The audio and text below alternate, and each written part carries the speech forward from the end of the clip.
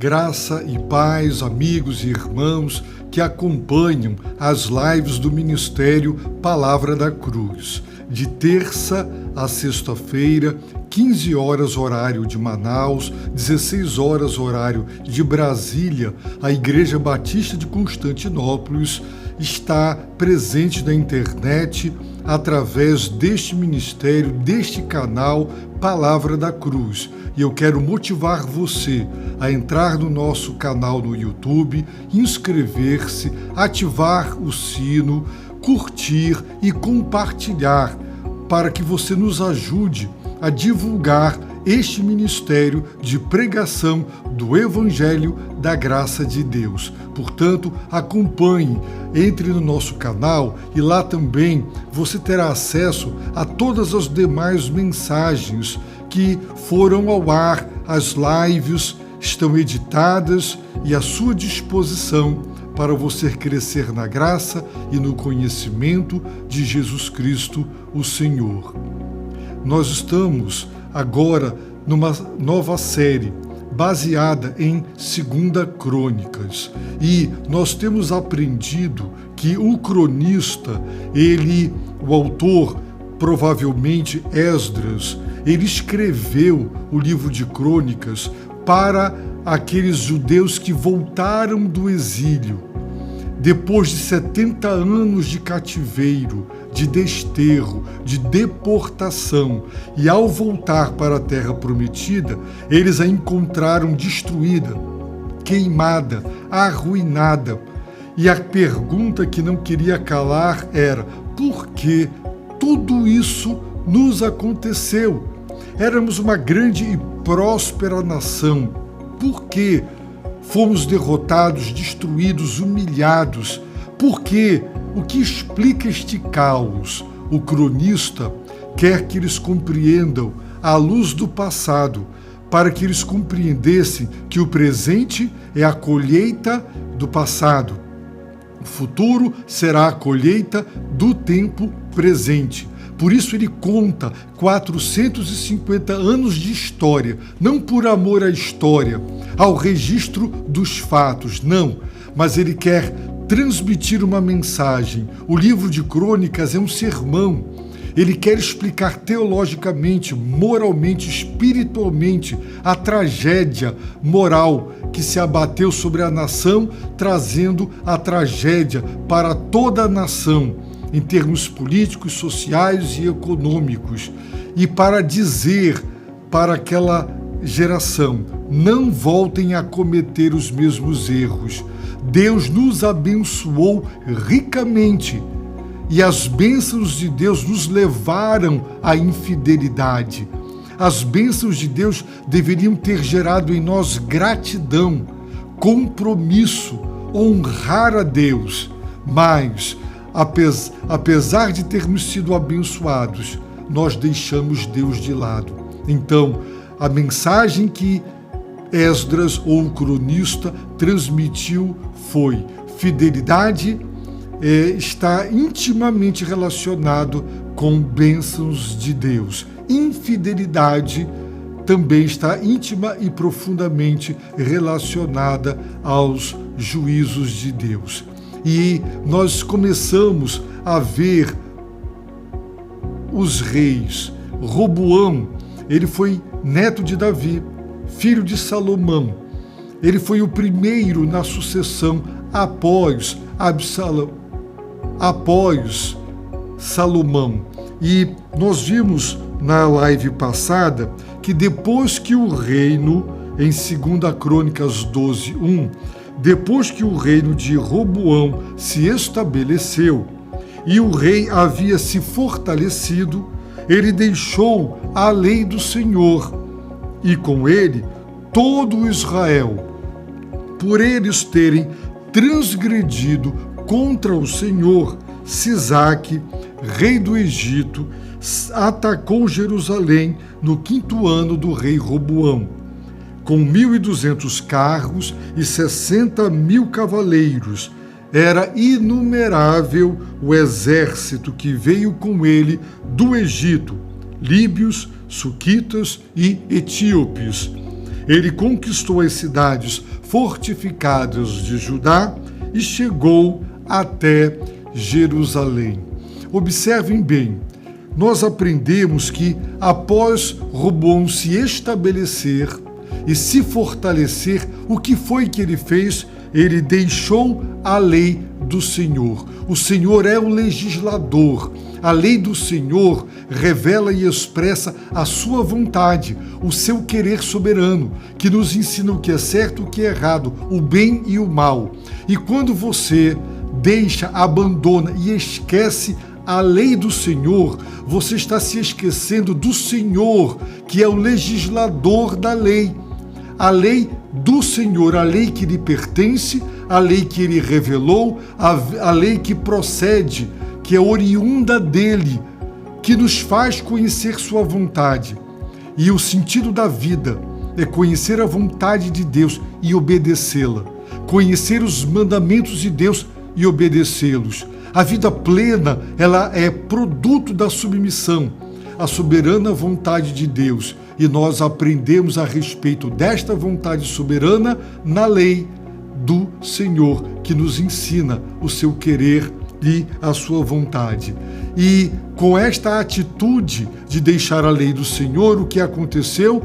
Por ser líder, ele produziu um efeito cascata. Seus súditos, toda a nação o seguiu naquela desobediência, naquele esquecimento e naquele abandono. Por isso, por eles terem transgredido contra o Senhor, então o cronista falará do justo juízo de Deus.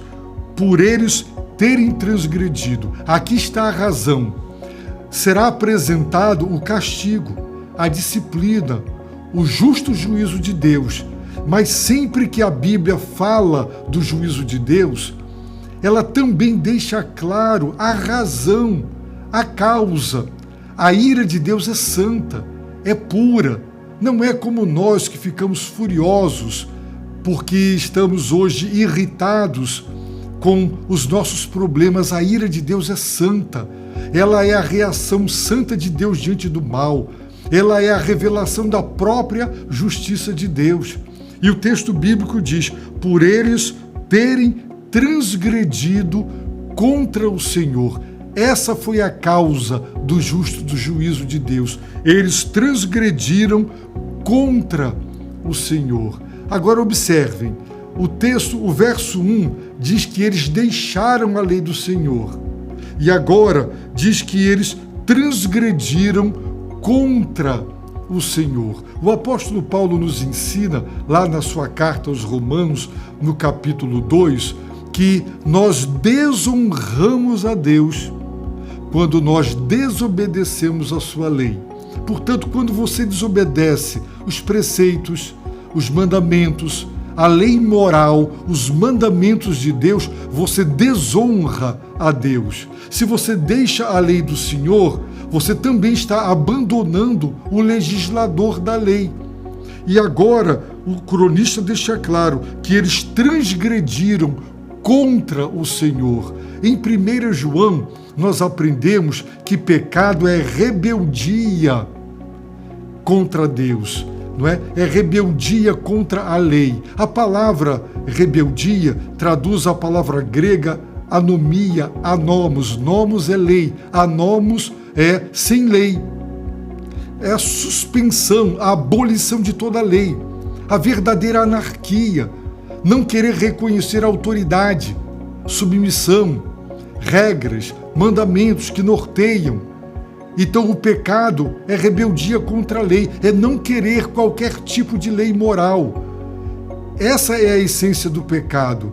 E quando você rejeita a lei moral de Deus, você está transgredindo contra o Senhor.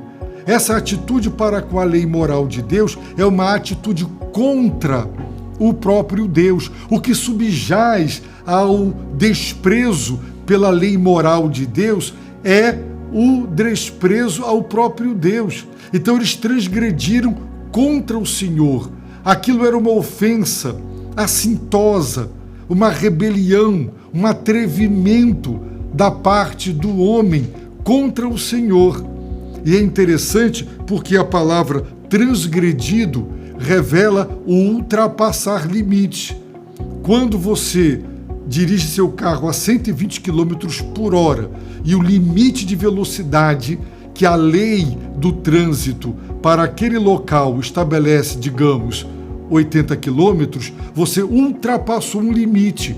Você transgrediu a lei do trânsito. Quando você dirige falando ao celular e sem cinto de segurança, você está transgredindo as leis do trânsito, que proíbem dirigir um carro sem cinto de segurança e falando ao celular. E quando você transgride as leis morais, você está dizendo às autoridades que estabeleceram a lei: nós não temos respeito por vocês. Legisladores, nós não nos importamos com vocês, nem com as regras de vocês. Então, transgredir contra o Senhor é uma rebelião assintosa, é um desonrar, é um desacatar ao próprio Deus. E o cronista diz, por eles terem transgredido contra o Senhor. Então lembre-se, não é só uma questão de desobedecer regras. Quando você desobedece às regras, você está desobedecendo o autor das regras. Você está ofendendo o autor. Transgredir contra o Senhor é rebelar-se contra ele. E por terem feito isso, diz a Bíblia que Sisaque, rei do Egito, o que foi que ele fez? Ele atacou Jerusalém. Ele atacou com 1.200 carros e 60.000 cavaleiros, um exército inumerável. E aquilo formou uma coalizão, porque ele veio do Egito, mas vieram os líbios, suquitas e etíopes, e eles conquistaram as cidades fortificadas de Judá. Chegaram a Jerusalém, não a conquistaram, mas todas as demais cidades. E o autor, o cronista, deixa claro que aquele inimigo se levantou, porque Deus o levantou. Não foi apenas um levante de um inimigo externo. Quando Deus quer dar descanso ao seu povo, ele dá a paz. Como? Impedindo que inimigos se levantem contra nós. Mas quando Deus quer disciplinar-nos, ele levanta inimigos contra nós. Sisaque, o cronista, não tem a menor dúvida, ele não hesita em dizer que aquele ataque, aquele levante, aquela guerra, aquela grande derrota, ela foi um juízo de Deus.